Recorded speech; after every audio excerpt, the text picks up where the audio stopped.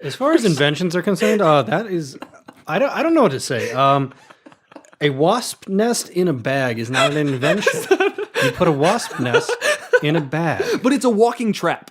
And that's what I think is amazing. Okay, but he claims to be an inventor. He put a wasp nest in a bag. Yeah, but he the invented... scorpion on the stick, I'll give him. Hey, you know what, though? He did have to tie a scorpion to his stick.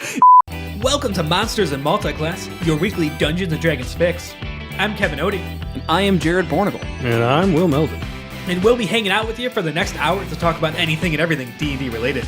This week is the Cleric, Sorcerer Multiclass, and then the Kobolds from the Monster Manual and Bolo's Guide to Monsters. So pull up a chair and listen up.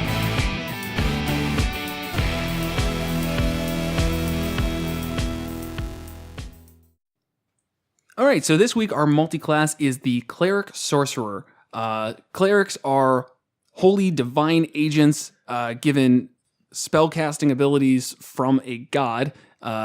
Full casters. Sorcerers are usually born into the role. There's a few other ways to get these magical powers, but it's a lot less stable and trained as a lot of the other spellcasters. Also a full caster, though. We've at least got that. They're both full casters. That's always a good start. Any other first thoughts? The one's a Wisdom caster and the other's Charisma caster, which I never really like how they don't line up. That's a little messy and hard to deal with. Not to mention, we are also looking at probably the only caster in the game that does have a martial focus. Cleric. The Cleric, it's not explicit. My character in our current campaign really doesn't do it, but it's always on the table, and they're an armored caster. Yeah. Right, and I think most of the subclasses use some form of, like at level 8, you get your weapon damage does an extra 1d8 of something. Most of the time it's weapon attacks. There's a couple that are cantrips. They're only cleric cantrips. But actually I think their damage cantrips do line up. Sorcerers are usually going to take something like Firebolt, Ray of Frost. They don't get Toll the Dead, which is an amazing cantrip.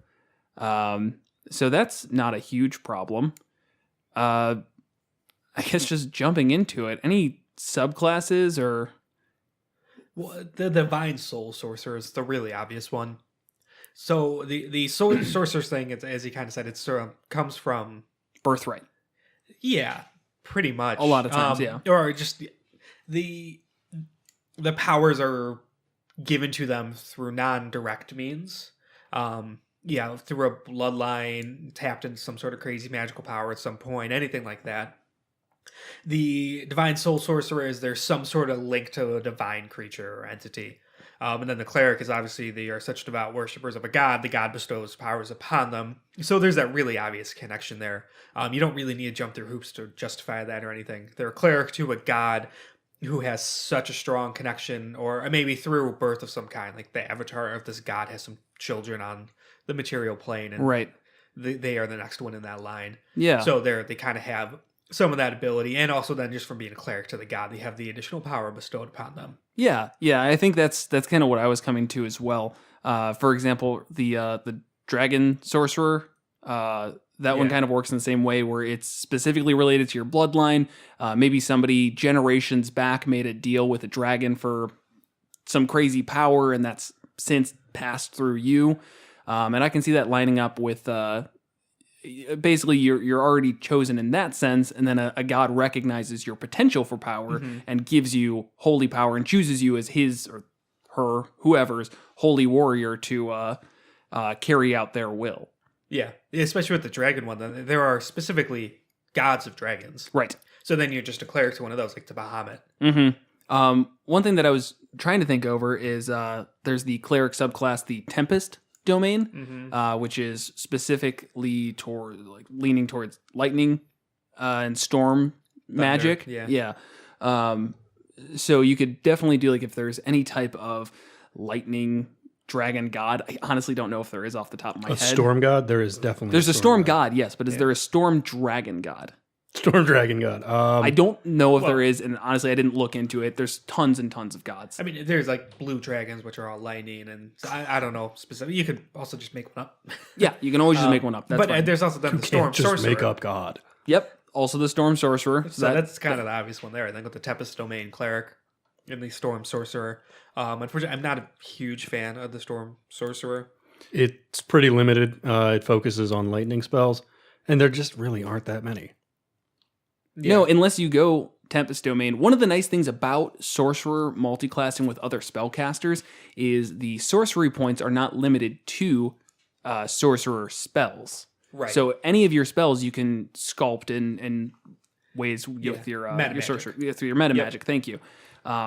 So that's really nice. I mean, there's a lot of AOE cleric spells that I could see you benefiting benefiting from protecting your specific people, your Cleric friendlies. AoEs? Cleric For the Tempest. For the Tempest specifically. Oh, They get thing like I mean, even just Thunderwave at earlier levels can be kind of hindered when you're up in the fight and here 3 of your companions, and you're like, well, I don't really want to attack them, so let me find something that's single damage instead. But the Tempest Domain just gets a lot of really good spells in general, and it just fits really well flavor-wise. You can max out your lightning damage or thunder damage at, what level is that? I think it's just your... Oh, there's Thunderbolt Strike? No, that pushes things back.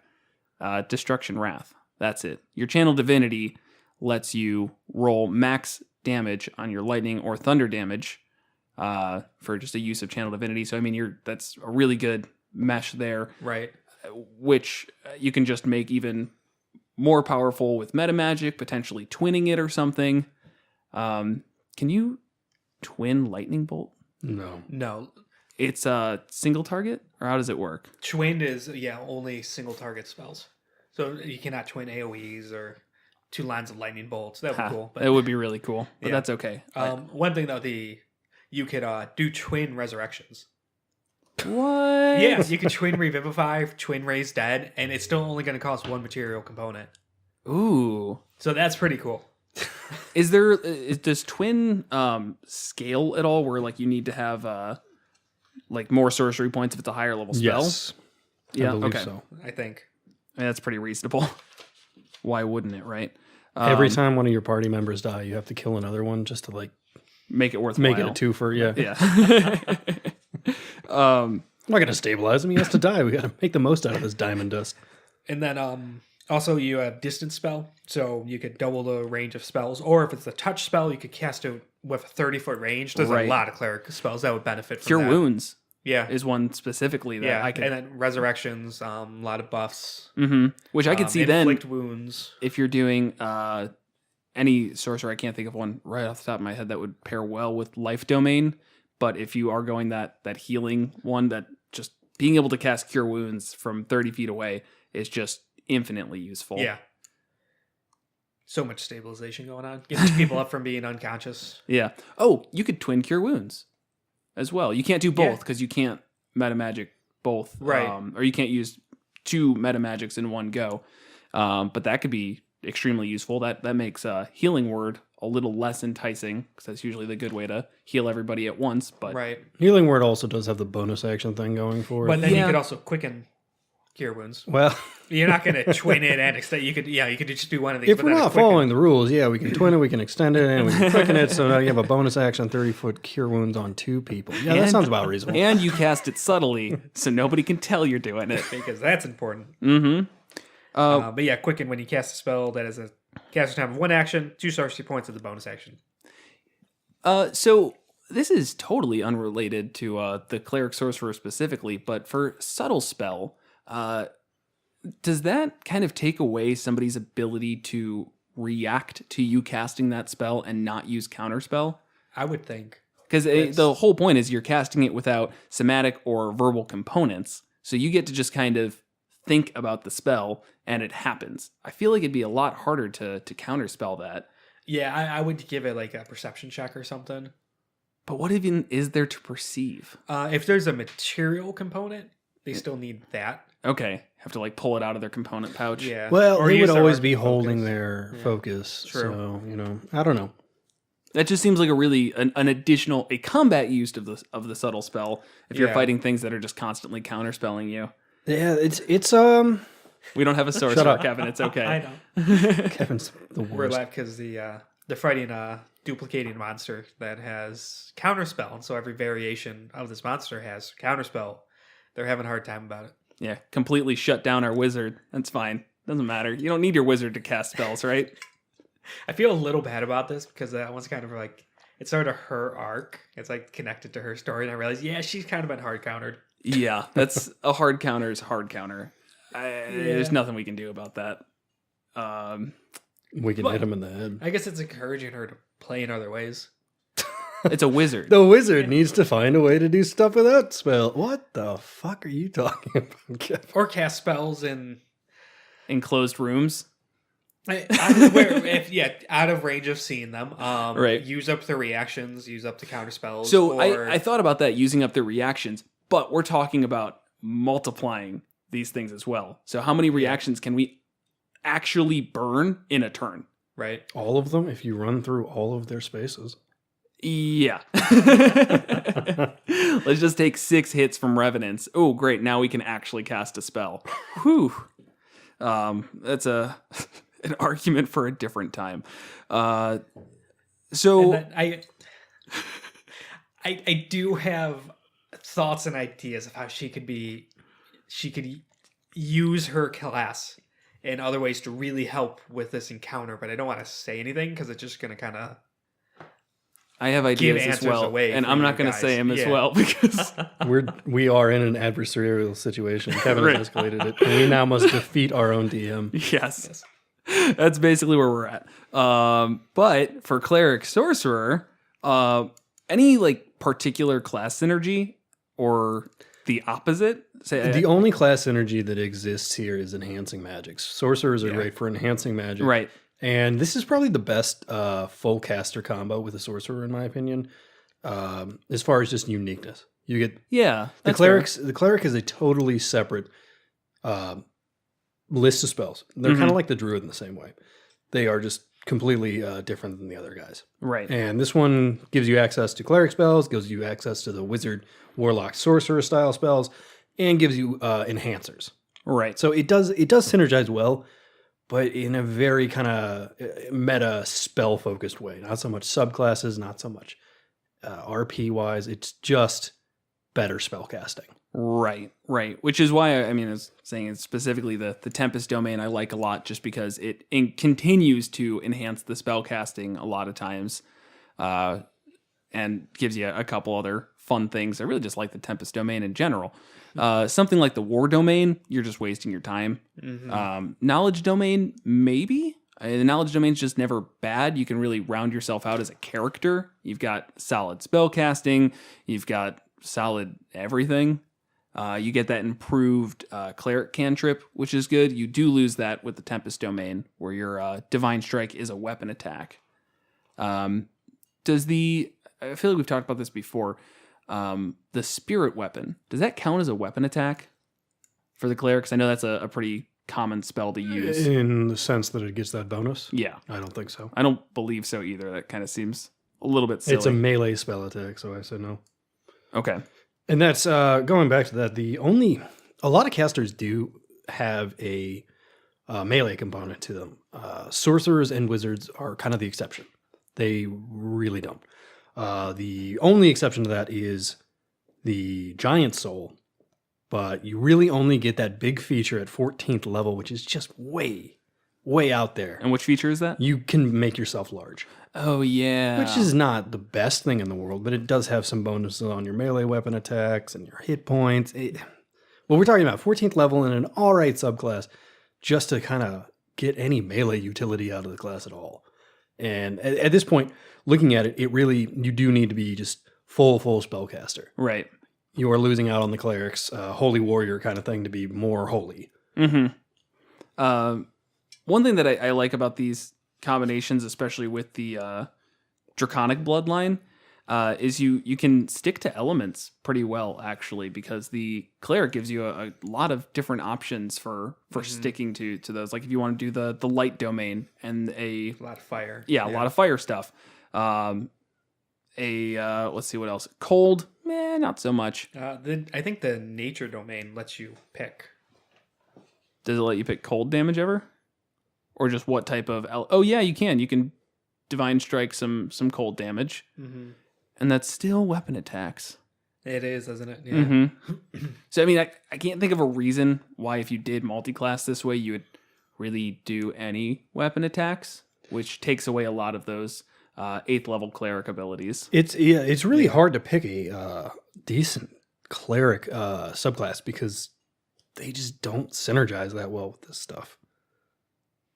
I mean, yes and no. I say like a couple of them really do. I say as long as you get that 8th level bonus to your cantrips, you're fine. Again, sorcerers just don't have... But that's only one subclass.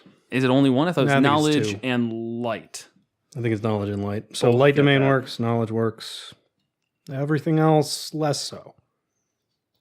Yeah, I mean, let's see. If you want to do the trickery domain and a green No. dragon... No. All right, probably not the best, but, Yeah. Both poison damage. Yeah. Woo. I know. Not exciting. The Divine Soul, they have empowered healing, where you could re-roll. Like if you rolled a heal someone, you could re-roll. Spend a source point, re-roll any of the dice. Mhm. The clerics heal a lot, Yep. generally. Yep, so. definitely very good. If you do the life cleric with that, what level does it just max out healing? I think that's something high, like 17. Yeah, 17th, you just roll the max every time if you do any Yeah, healing. so So that's unimportant. You're not going to Yeah. get to 17 and 3 levels in Sorcerer. Right. But that does make me think, is there a level that you would want to dip into Sorcerer? Because I feel like a lot of this, you're kind of just... for a lot of it, you're holding back your Sorcerer. Because they do just get really good. They get more and more meta magic and just continuously better. Whereas Clerics, I don't think you're missing out on too much at high-level Cleric spells. Mm-hmm. 3-level dip into Sorcerer, so you get up to your meta magic. Okay. You don't have a crazy amount of Sorcerer points, but enough to work with them. Mhm. And then take Wild Magic. I think a lot of people hate on it, but I think Wild Magic's really solid. I think we've talked about this before. That's fine, Yeah. though. You can keep on going. Yeah, subclass. So the Wild Magic Surge when you cast a... Is it just a Sorcerer spell? I think it's any spell. Just a Sorcerer spell. Yeah, there's a chance okay. of rolling on this Wild Magic Surge table, which you roll a D100, you get a random effect. Majority of them are either positive or neutral. There's just a couple bad ones. Mm-hmm. So that's cool. And it's also just adds some fun to the campaign. Everyone gets all excited when that comes up and see what's going to happen. And Right. and then Tides of Chaos is great. You get it right at first level as a sorcerer, Wild Magic Sorcerer. You could give yourself advantage on one attack roll, ability check, or saving throw. Then you must finish the long rest before you use this feature again. Alternatively, the DM can just tell you next time you cast a spell, you're rolling on that Wild Magic Surge table, but then you get your Tides of Chaos back. We've talked about this before, and like as much as I really like that ability, I really hate that it puts something on the DM and leaves it up to chance. Yeah. And Instead that's of the point of the class. That's why Yeah. it's a little frustrating. It's right. Right. just so out there. Yeah, so like with Tides of Chaos, I've played one once. You weren't the DM for it. I don't think I would almost work out something with the DM, like kind of homebrew it a little bit. Just work out a set of rules where, all right, once I cast Tides of Chaos, this will happen, Right. And then I'll have to roll a Wild Magic Surge after the second spell, or you can even do it every spell if you really want, Right. And then I get Tides of Chaos back, just so it's known. There's no contention or friction there building with the DM. Was like, come on, why won't you let me roll it and get that back? It's like, well, I think you've had it too much. It's all worked out beforehand. You've had enough, buddy. Well, that actually does, I mean, bring up a good talking point. What seems like a reasonable metric? I mean, I think something like potentially roll a d8 and that many rounds later, you can get your Tides of Chaos again. Like you have to roll on the Wild Magic Surge. Right. That's something that you could do. Or maybe there's a different die. D6? I feel like a D6 might be better there. Is there anything else besides just roll a die and that many rounds later you have to roll on the I Wild wouldn't Magic so much Surge? do rounds because it's based on casting spells. Okay. I would do a D4, and then that's that many spells later. So if you roll a 4, you cast 3 spells, like a normal, and then on the 4th spell.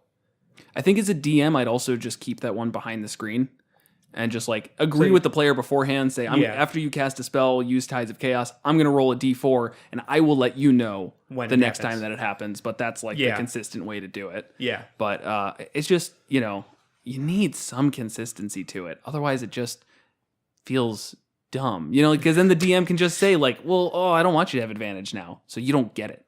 Like, that's not right, because it just takes away the randomness of it. It just, for a random class, you're putting it on human intervention.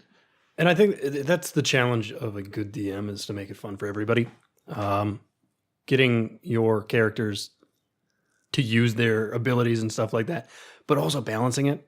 And, the DM is this is one of the few instances where the DM can screw up your character. Right. So, and that's, again, I don't like that. I don't want the DM to screw up my character. I want to screw up my character. I do a plenty fine job screwing up my character. One thing that does suck with multi-classing out of a sorcerer is that they get just such a great level 20 ability. I know, the mythical 20.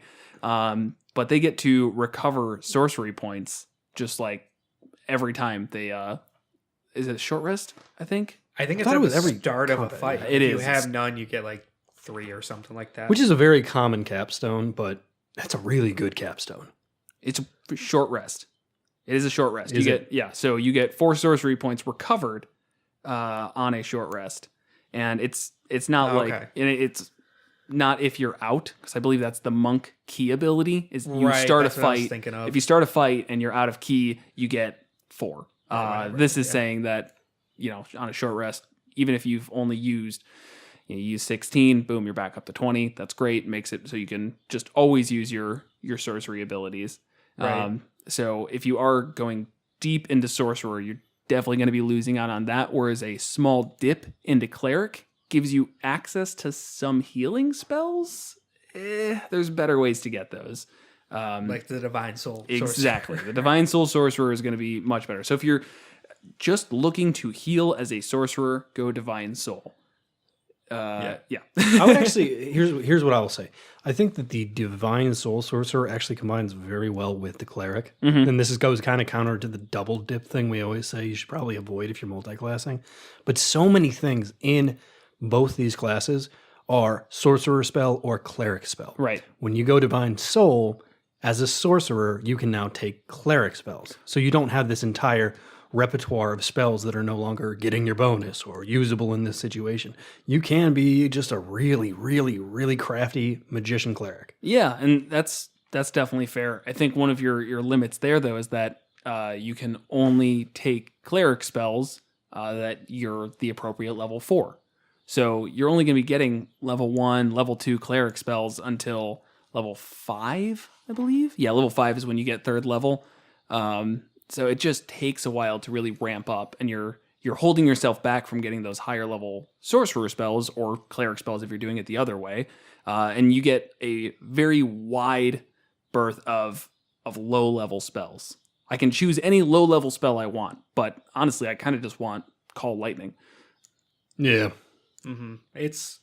This is one I would say, if you have a really cool backstory role-playing reason to multi-class them, go for it, because they're very different, and both having these powers both affects your character. Mm-hmm. From being a sorcerer and having that innate talent from whatever connection you have to the world, and being the cleric and the devout follower of a god. They have huge implications on how your character acts and interacts with the world, and they'll shape who you are. So go for it, but mechanically, I feel like they just kind of dilute each other. I totally agree. Sorry, I kept cutting you off. No, you're fine. I was trying to cut you off. This brings up a race that's almost too on the nose, the Aasimar. Yep. It's almost too perfect. So it's even charisma and wisdom as your modifiers. Yeah, and making them the Divine Soul Mm-hmm. Sorcerer. Divine Soul, life. Oh, come on, man. Yeah, that's what I'm saying. Like, it'd be so on the nose that it's like, well, yeah, you did it. You're a cleric and a sorcerer. Your goal is to, I don't know, do whatever this god wants. You're now the king of the heal bots. Yeah, you're the king of the heal bots.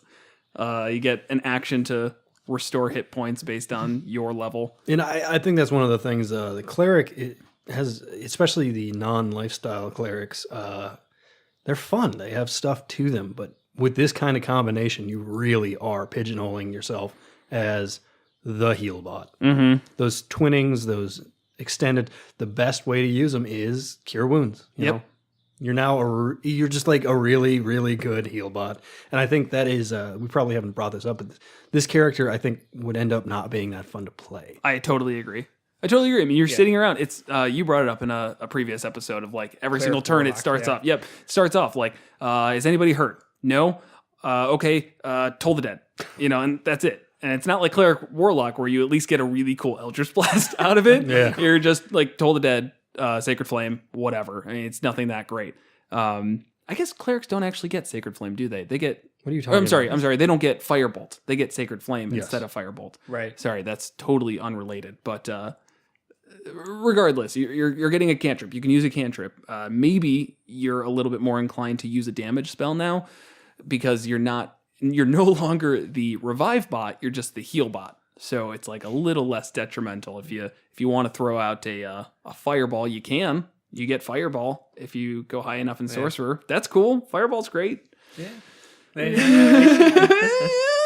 I see it more as focus on the cleric and with a little dip into sorcerer to kind of get those like clutch moments where you get 3 sorcery points for meta magic for when you really needed to twin a spell, quicken it, whatever. Just once an adventuring day, you kind of have something you can pull out of your ass and save the day. Mm-hmm.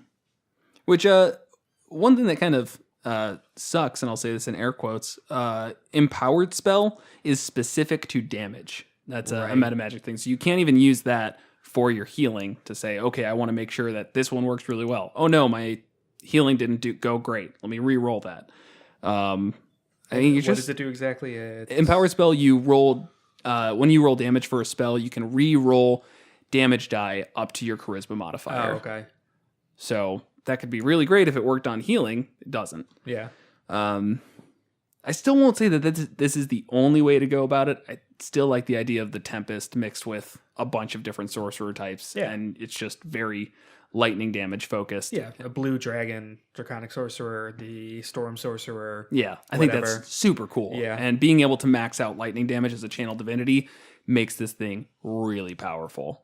I can think of a lot of times where that would be just blowing things away. Yeah. Or I guess that'd be thunder damage a lot of times. That was a pun. Wasn't a good one, but... Boo. Yeah, I deserve a boo on That is actually, it is a great channel divinity. Yeah, that's one of my favorites. I played a Tempest Cleric for a little bit, and I was too new. I think I really screwed that one up. I remember you were trying to play as lawful good, and then the guide you picked, you didn't look into. I think it was Talos. I think it was Talos, and he's chaotic evil or something. He's something chaotic neutral. Doesn't matter. Yeah, he definitely was not lawful good. No, and so we just kept it going like it was just a big joke to him, the god. Yep. Like, yeah, this is just kind of hilarious. Yeah, we're gonna keep giving him powers. Can't believe I kept playing with you guys. Just made me feel bad all the time. Nothing's changed. Shadow magic and then grave cleric or death cleric. Ooh, I like the flavor. Yeah, flavorize. Again, it's almost a little on the nose. Like, yeah, that's kind of obvious. But, I mean... Mechanically, nothing really excites me about it. Besides giving vulnerability to stuff, which is just a really good channel divinity as well. Right, regardless of if you're a sorcerer or not. Right, exactly. The Shadow Sorcerer, I don't really remember liking too much out of it. Shadow magic. Shadow Sorcerer, whatever. I like the flavor to it, especially the Shadow Sorcerer quirks. On 6, you blinked once last week. I really like Xanathar doing that in general. Just having quirks for everybody. You have trouble remembering the living creatures and corpses should be treated differently. I mean, all of them are good. Your heart beats once per minute. This event sometimes surprises you. You just imagine, like, I think that'd be really good quirk to play out role-playing wise, just like having a conversation, then you just go, wait, did you hear that? Like, wait for it. Make everybody just like hold for a minute. It's nothing. It's nothing. Oh, there it is. You heard it. I know you did. Or it'd get super annoying really quick. But be a fun one-time gag. Yeah. Oh man. Yeah. I don't know. It's good. It's a good combo. I think there's some interesting things you can do from it. I honestly don't like the wild magic surge with this one though, just because I think they're infinitely better ways to tie in the born with it or chosen or whatever idea that a lot of other multi-classes with the sorcerer just don't feel right on. Like a lot of times a ranger might feel really weird saying you were also born with this, unless it's just kind of like starting as sorcerer going to ranger. I don't know. Either way. Well, there's the whole thing where you deny that part of yourself and come to terms with it later. Right. And then with the cleric, you could be your god kind of helps you through that. Yeah. Sort of talks you into accepting that full part of yourself and everything. Yeah. wait. The god of therapy. Yeah, because nobody's ever used religion to get through hard times, right? That's just a totally new thing. No, that sounds like a perfectly reasonable way to play that character out. I just feel like the god would get really sick of you. I'm just like, hey man, I still can't deal with this. It's like, oh, it's cool. I'm not busy. I totally have time for you, you level 7 cleric. Hey God, can we talk? Ugh. I'm so swamped. What is wrong now? Still worried about my dad. Oh, you're always worried about your dad. Just because he was a draconic sorcerer doesn't mean you have to be all upset about it. But yeah, beyond that, shadow magic, you get the cool howling creature of darkness. The Hound of Ill Omen. Yeah, that's cool. But yeah, that's all I got. Yeah, we got lots. Sorry, it's like I'm just trying to think. Like, does it mesh at all? No, not really. Yeah. Just a fun character going back to the wild magic, where I clearly have too much love for this one. You do. Where Let it die. lawful good cleric, very devout, straight path, come into contact with some sort of crazy powerful thing, ignite this wild magic in you, and you become really unhinged. And so it's just kind of meshing together that sort of new personality with being this lawful good cleric. Right. Yeah, I feel it. That could be fun. Yeah, when in doubt, just as a DM, you can just make somebody a wild magic sorcerer. You really can. Yeah. It's just kind of like a safety cord to pull at any point in time. Everybody I'm levels getting up bored of except this. you. You touch the sword. You level up as a sorcerer. I would like to think the player would approach the DM with wanting to do it, but sure. Forcing it on your players. That's an interesting concept we've never explored. What was this about a DM ruining a character? I think that might be a good this time is a for good it. one. You guys were saying that you don't really like the Storm Sorcerer too much. I don't know if I agree or disagree. I just what don't you like about the Storm Sorcerer? So, actually, the first level thing, as a bonus action, when you cast a spell, a first level or higher, you could go 10 feet in the air without provoking an opportunity attack. It doesn't say you stay there. So how would you play that? Would you just come back down immediately at the end of your turn? Would you fall 10 feet and take 1d6 No, you bludgeoning can fly damage? 10 feet. That's how it is. Just in any direction. Yeah, Yeah. doing so allows you, You to get a fly 10 up to 10 feet feet. fly speed, Right. which is pretty limited. You're usually going to use that to back off. But once again, 10 feet is not exactly putting you out of danger. You can Yeah. also use it to get a better angle. What are you talking about? If you are trying to cast a spell, there's like somebody in front of you. You can fly up in the air, and now you can cast your spell without. But you're not going to be up there the next round. Oh, No, wait, you no, can no, do no. it before. It says before. It says before after. or okay. after. So sure, you All right. go up 10 feet, cast your spell, come down. Now- Or 5 feet. Because if you go up 10 feet, then you're falling and taking damage. You're not taking damage. You are. No, you have 10 feet fly speed. So it goes away at the end of your turn. If you fly up 10 feet, your fly speed ends, you fall. This was really poorly written. How about you fly up Yeah. 9 feet? Because I think that's rules as written. I agree. It doesn't say you drop slowly, but that's dumb. You fly up 9. No, yeah, it's no different if Okay, you have fine. You fly up 9 feet. It's poorly written. Yeah. I would never rule it where you take 10 damage falling down. You don't. No, you take 1d6. 1d6, whatever. Why? Like, let's say you're a wizard and you cast the fly spell on yourself and you're soaring around 60 feet in the air and someone dispels you. You're going to fall and have them take damage. Yes. It's their fault for not considering, oh yeah, I need to get back down. But this is such a They common know how it reaction. works. No, you're that's not going to dumb. sprain your ankle. I guarantee it. That's so dumb. Wait, 10 feet. All right, we're going to put you up 10 feet on something. You jump on the ground and let me know how you feel. Not great, but I'm going to jump off Think about something it. 9 It's a feet gust high. of wind moves you around. So 9 if you go up 10 feet, this gust of wind blasts you 10 feet into the air and then it just goes away. Here's this. It's like, this- oh, shit, I'm just I totally fall. countersignaling. You fly up 9 feet. End of story. It doesn't say you have to fly 10 feet. Up to. I need to talk to Jeremy on this one. How about you fly up 5 feet? That's going to Well, no, give I you know, That's I what know. I was That's saying. that's, Five that's feet, fine. yeah. It just seems silly. Like, why would they not write something in there? Like, I don't know. I feel like it needs to be. Well, if you Ask. multi-class as a monk, I think you can avoid falling down. We will talk about that later. I think we did Monk Sorcerer. What? Oh yeah, we did. We missed that. Oh no. Oh, no. Monk Cancel the whole Sorcerer thing. Part 2. Oh, no, please. Okay, so yeah. There's that. So that one's a little silly. But what I wanted to ask, I did want to ask something specific on that. How do you rule something like the lightning spell if you go, or like casting lightning bolt, if you go up 5 feet? Does it have like an angle? Can it still pass through like a line of people?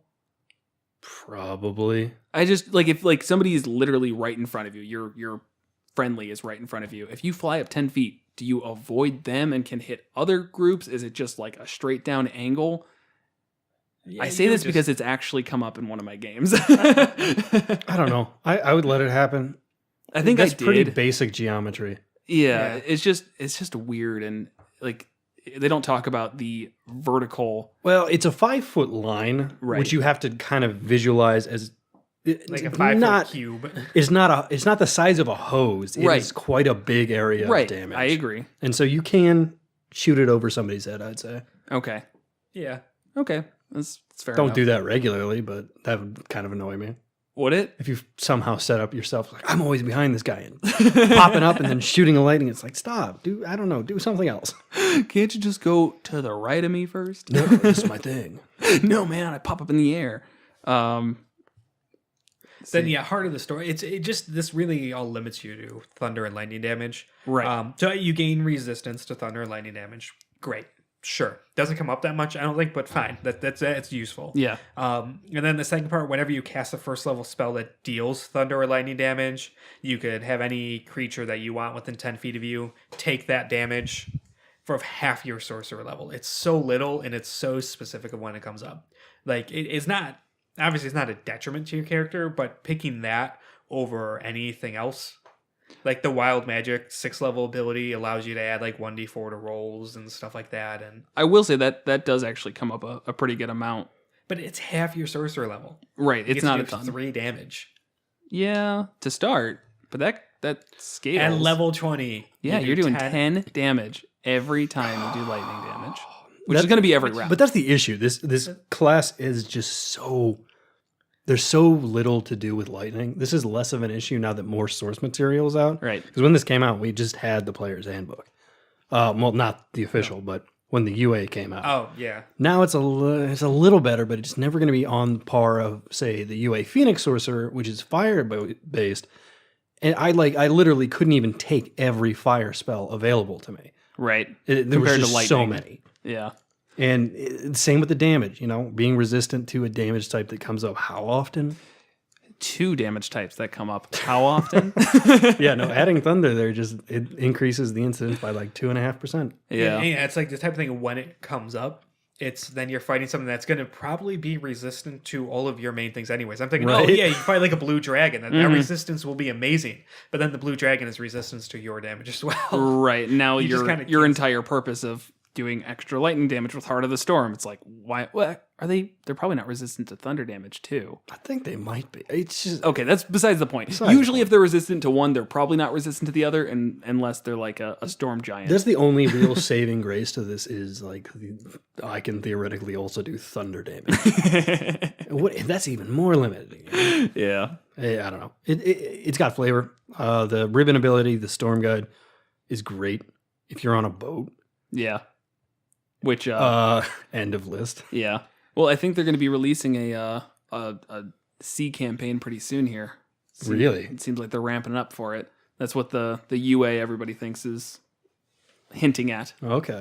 So I could see that, which is cool. I mean, more options, always good. I could do a sea campaign. I am doing a sea campaign, just not actively right now. Yeah. Yeah. Yarhar. And blue dragons are immune to lightning. Immune totally. Yeah, Thunder, though? doesn't come into it though. Yeah. We're saved. Lightning or thunder.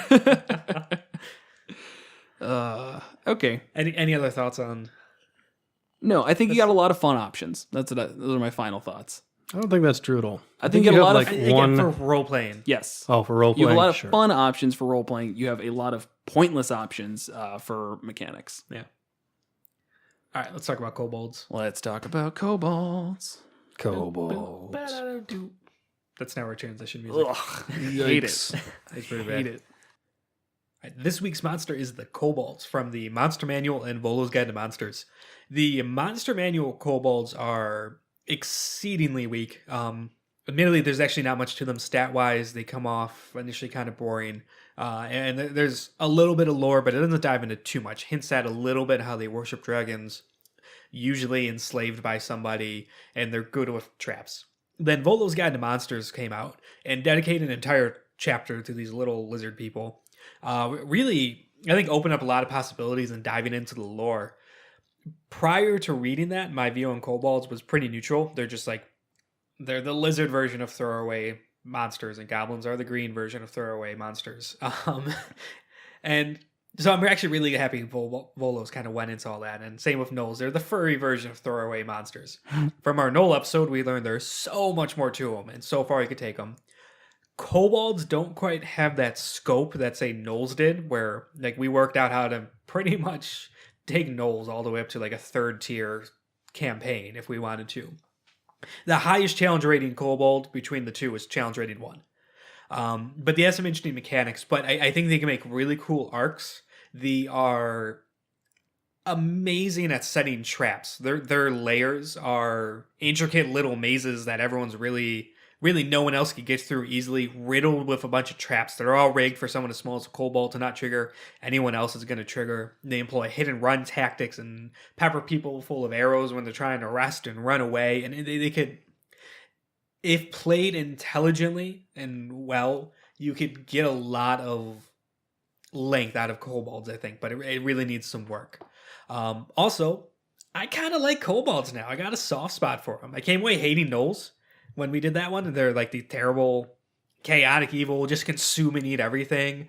Where kobolds is like, they're like these like quirky little lizard monsters that just their ideal life, and it even states out, is to be left alone to just dig their tunnels and improve their way of life, and that's that. They're kind of often forced into this. They have this strong hierarchy. They have this idea of the tribe above all others, where they'll sacrifice themselves for the greater good of the tribe, and it's like they're listed as lawful evil, but it was hard to come away reading the chapter on them not liking them. They just kind of seem fun-loving, and I don't know. It's weird. I like them. Like I want to like hang with some kobolds. It's like there's still murderous lizards, but yeah, sorta. It's always in self-protection. They just want to be left alone. leave them alone, Kevin. You just said you wanted to hang out. Yeah, it's like buds. I bring them some little trinkets and like bunny meat, and I'd hang out in their lairs. And yeah, I mean they're definitely. I'm with you surprised at how much lore and how well it was expanded upon. So this was brought to us, for what it's worth, by Robo Gandhi. It's a great name. So on Twitter. Yeah, he specifically mentioned that he hates kobolds. And he's like, I just want everybody to know how awful they are. And sorry to disappoint, man, but I'm on Kevin's side with this. They're pretty cool and pretty versatile. This is a Team Kobold podcast. This is a Team Kobold podcast, indeed. We're Gnoll haters here. Because what a fantastic way to have a low-level dungeon is with kobolds. They've got tunnels. Boom. That's solved. They've got tons of variation with Volos, where it's adding 3 new kobold types, all of which are very interesting. That's the Kobold Dragon Shield, the Kobold Inventor, and the Kobold Scale Sorcerer. So all of those are great. I really like the Inventor. If you looked at that thing's stat blocks, it gets like 4 different things. No, it's 8. 8 different random abilities that are just so silly, and they're so fun. Number 7, Skunk in a Cage. The kobold releases a skunk into an unoccupied space within 5 feet of it. The skunk has a walking speed of 20 feet, blah, blah, blah, blah, blah. And it skunks people. And it's like really small, but against like a low-level party. Well, if they fail the con save, they retch and Right. lose their turn. Right, exactly. So I mean, like you're taking something that has, yes, only a challenge rating 1/4, but every turn it's just adding things to the battlefield that just change it drastically. Maybe not every turn. Some of them are less drastic changes, like the scorpion on a stick. As far as inventions are concerned, that is, I don't know what to say. A wasp nest in a bag is not an invention. You put a wasp nest in a bag. But it's a walking trap. And that's what I think is amazing. Okay, but he claims to be an inventor. He put a wasp nest in a bag. Yeah, but he the invented... scorpion on the stick, I'll give him. Hey, you know what, though? He did have to tie a scorpion to a stick. If you get me a bag of wasps, I will call you an inventor. How about that? Do you actually want me to get you a No. bag? Okay. Because I'll do Yeah, it. you know this is gonna. He's gonna do it, and he's just gonna show up and leave it in your house. Hey, bud. What's this? Ah, bees! Wow. They're Actually, technically wolves. wasps. Different family. So, I mean, I really like the Kobold Inventors just for that. All 8 of its abilities are fun and just change things up a lot. Like the grub pot that just makes now an area on the map is no longer really accessible. It's just constantly changing the battlefield, changing how everybody's going to have to keep playing. A couple of these, or one added to most of your kobold fights, are going to jack up the difficulty level, as well as just making them more interesting. Mm-hmm. Every time. Yeah. This is it's interesting because the Kobold Inventor, we're talking about a full page devoted to a challenge rating 1/4 monster. Yep. This Yeah. guy is 13 hit points. That's like 1 hit from going down. But this is for low level campaigns that are really low on fun. This is good. You know? Yeah. Exactly. It's got so much more to it, because usually these low level creatures are like the regular kobold, where it's like, what does it do? 1d4 dagger or 1d4 sling? Meh, not exciting. Right. But releasing a skunk onto the battlefield, that's exciting. That's the type of fun and silliness that I can get down with. And it does give you a really good opportunity for a low level dungeon crawl, which a lot of times can feel limited because you don't have that enemy variation or trap variation or whatever that, it's maybe too deadly or something. This could also be a good time to shrink your party. So if you start off a dungeon by having your party all have to shrink down for whatever reason, the kobold tunnels are tiny. So you need something in the kobold tunnels. The only way to get through them is to shrink yourself down.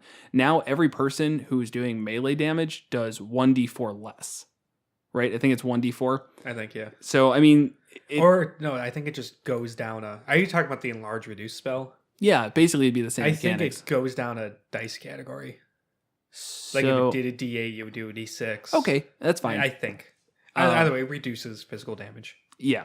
So, I mean, it just makes your party a little bit weaker. I'm not saying this could be used on like a level 10 party to make them find a kobold fight interesting. But if you're getting to those levels around like 4 or 5, you've got a lot of ways to deal with these things.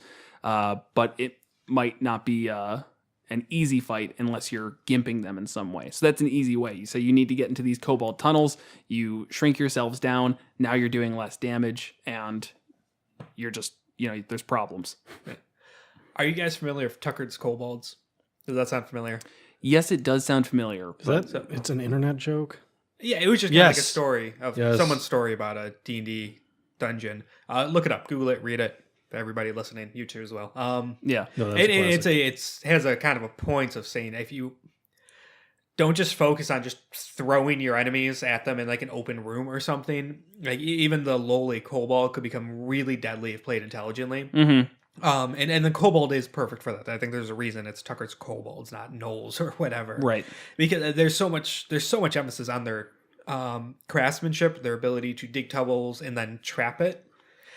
If you really take the time to set this up well, a kobold layer I think could threaten even high to mid-level adventures. And that's fair, because you get the ability to just throw. I mean, beyond, I totally agree with what you're saying. Like having them be interesting and a little bit more complicated than just throwing enemies at them. But you also just get that sheer numbers as well. Yeah. Which helps with it. Yeah, even ignoring that though, it's like I think if done right, you should at no point be standing in a cavern or a room fighting a group of kobolds, them hoping to kill you, because they know they're not going to. Right. They are pretty much one of the outside of like just regular badgers and rabbits and stuff, Mm-hmm. they are probably one of the weakest monsters out there, and they are well aware of this fact.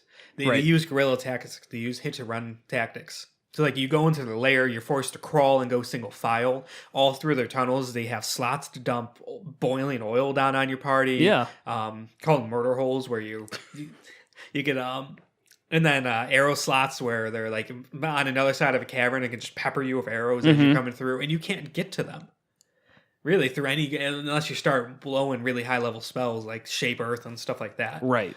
Which is, I mean, what you want as a DM. Yeah. You're now using your resources to take care of these problems, and Right. you know. You cast a 5th level spell to take care of 4 guys with 10 health. Yes, Exactly. exactly. Yes. Yeah. Pit traps. It specifically says they can make pit traps that are rigged to not fall when a kobold walks over it. Anybody else going down. Maybe a gnome might be able to do it too. Oh no, Yeah. tricky gnomes, yeah. tricky. Yes, they hate gnomes.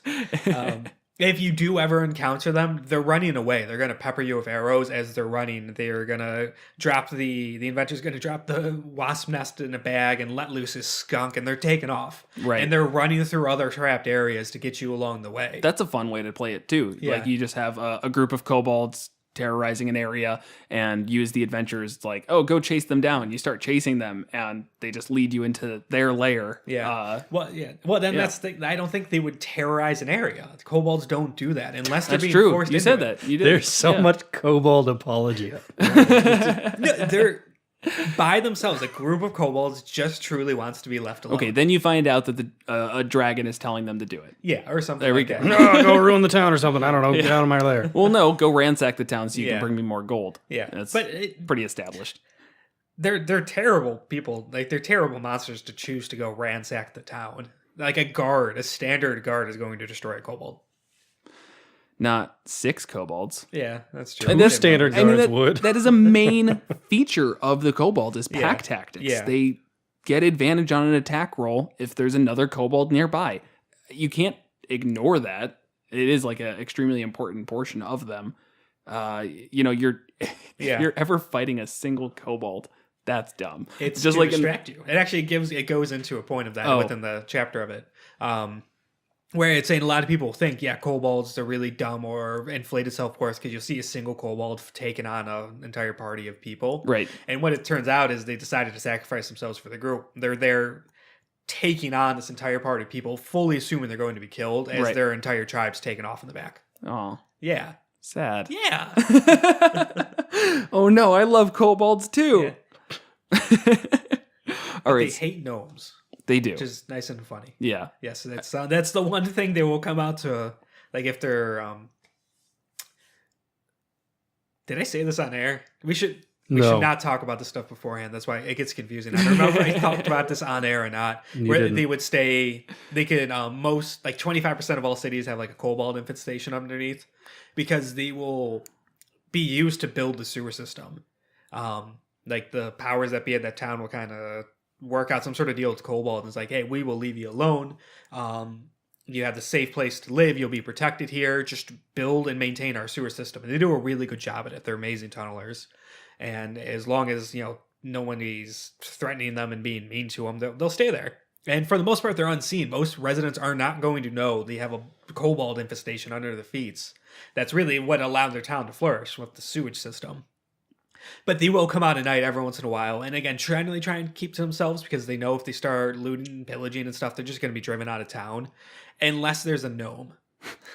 If a gnome lives nearby, you could bet they're going to go harass that gnome. And again, they're smart enough to know, no, we're not going to like burn their house down and murder this gnome. They're going to spin in its food. They're going to arrange dishes on a table in a way that gets easily knocked over. They'll find like a sewing kit and throw the needles all about the house. Like, just crap like that. That's great. Yeah. I love kobolds. Yeah. I also love bullying gnomes. It's just fun. Gnomes are little shits, man. What I think is kind of funny though is like they're really not. Nothing about gnome lore makes them particularly annoying. Yeah, you kind of have to step out of the realms of rationality to be like, you know what? I hate that. Just like look at gnomes like, I don't like that. Yeah, well, I mean, it says that they were tricked by, or their god was tricked by a the gnome. gnome So god. like, it makes sense why Yeah. kobolds specifically hate them, but like any other group like isn't going to be like, oh yeah, that's fine, just mess with the gnomes. Like gnomes are fine. Maybe dwarves, but they just seem to be rude. Maybe that's because you always play a dwarf. Yeah, that's how it goes. Yeah. And then there's the other obvious way to play kobold. If you're dealing with a dragon, in the dragon's lair, it's probably going to be kobolds. 'Cause Yeah. they worship them. And I think That's a little that's the boring boring. previous Right. interpretation of them. They were goblins when you're fighting dragons. Yeah. Yep. That sucks. That's Yeah. dumb. It's Totally agree. yeah, like looking at these chapters, looking at Tucker's kobolds, you do have to remember these are very interesting enemies. Probably more interesting than goblins or gnolls or any of the other throwaways, and they should not just be cannon fodder in front of the dragon's lair. Right. They can be, But they can be. shouldn't always be. Yeah. If you need cannon fodder in front of the dragon's lair, Yeah, sure. you're getting But at kobolds. least like make it so that they're cannon fodder who have traps, who have other intelligent things to weaken you. That's Yeah. the point. They shouldn't just be like, look at these. We're the mighty guards. No, the dragons. A dragon being ultra intelligent, that beings that they are, should know to instruct their kobold worshippers to trap the hell out of their lair. Right, exactly. Any interesting mechanics between I know we talked about the inventor. The scale sorcerer is cool. It's a magic user kobold. Does it get anything specific that's interesting, or is it just It is meta magic. It gets sorcery. It's basically a sorcerer. Yeah, heightened spell and subtle spell. Heightened spell where you force a creature. Yeah, to have disadvantage on a saving throw. but that costs all 3 of its sorcery points. Yeah, but it's also challenge rating 1. It's like Yep, it's not going to it give is. any spells. It off. is. But it can basically force you to fail Yeah, one of it's these. again, it's going to do its one spell and then It gets pretty good run spells. away. I mean, Scorching Ray, that's great. Chromatic Orb's pretty good. Yeah. Yeah. Charm person, especially if you're going. Yeah, again, there where it is. they're trying to not directly confront people. Mm-hmm. Charm person, force the fail on it. Yeah, I really like that. Yeah. Um, Expeditious retreat, of course.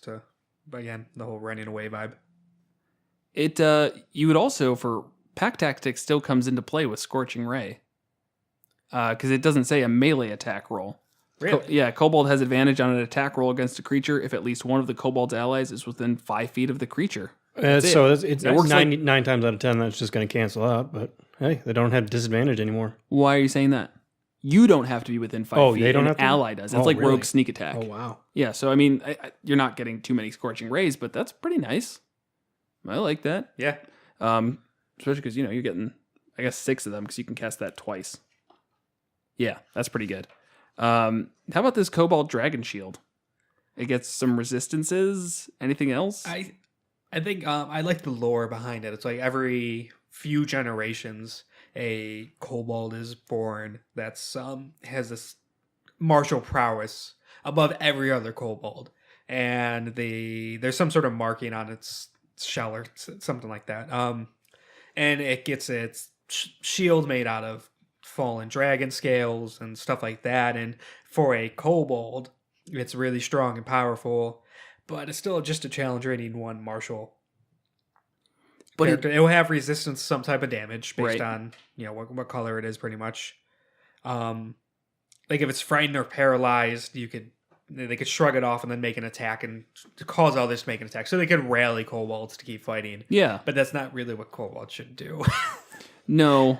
But If they're frightened and running away, they shouldn't be rally. The running away is kind of the correct thing for most kobolds.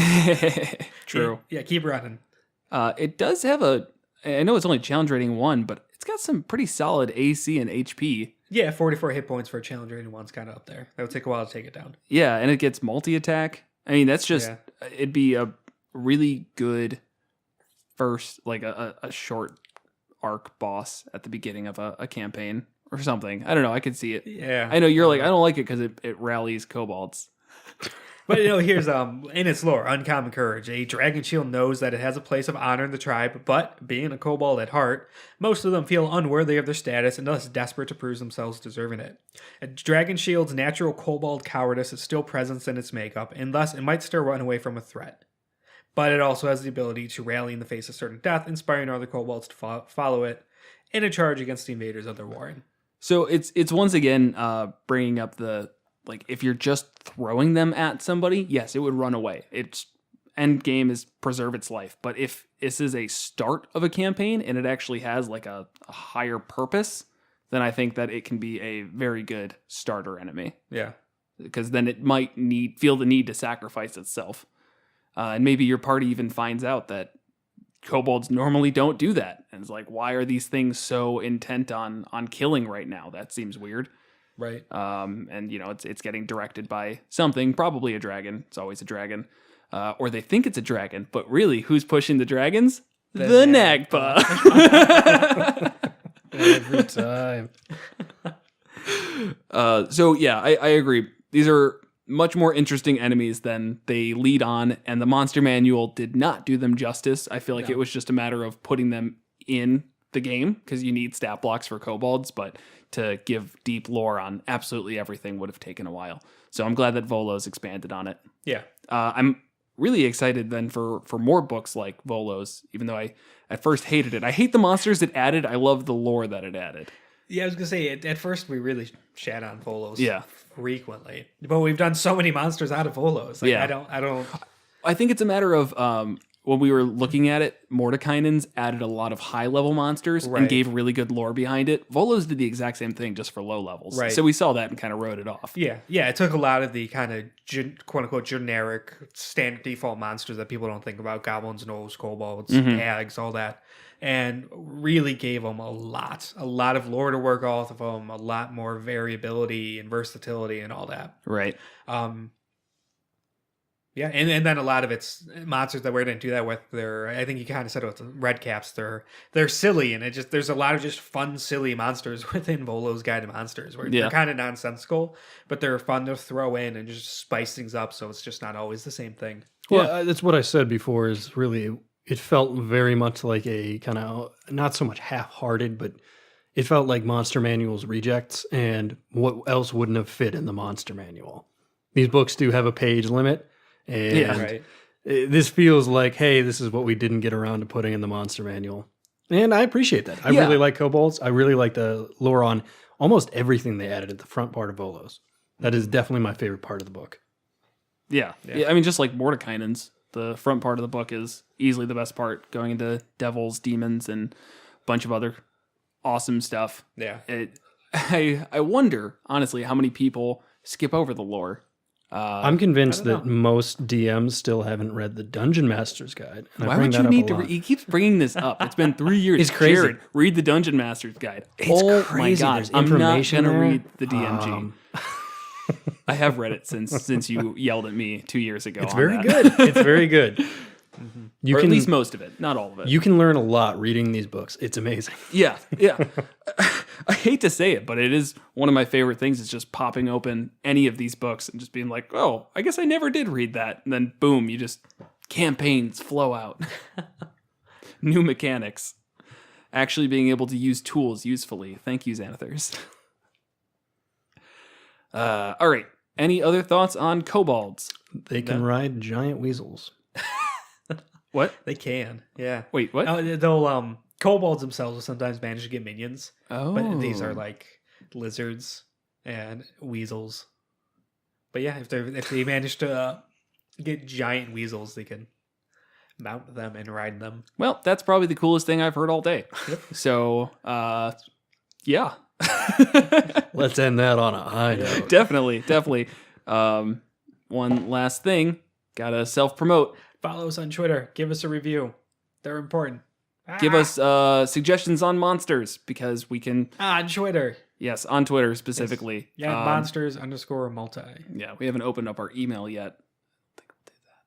I think we'll do that. Just tweet at us, man. Tweet at us. Just Google Monsters and Multiclass or Twitter shows up. That's fine. It's easy enough to find us. Yes, it is. Reviews on iTunes. I think Stitcher accepts reviews, though I don't know if many people use Stitcher. I don't know. I know our limited analytics we could get do not show many Stitcher plays, but no. Sure, review us on Stitcher. Do both. We'll use some reverse psychology. I bet you won't even review us on Stitcher if you listen on Stitcher. I bet you won't, because you don't do that. Got him. Got him. All right. So thanks again for staying way too long to the end of a podcast, and join us next week. Next week on Monsters and Multiclass. Next week, we're going to take a look at the Monk Wizard multiclass. as well as Displacer Beasts from Monster Manual. the Monster Manual. Woohoo! See ya.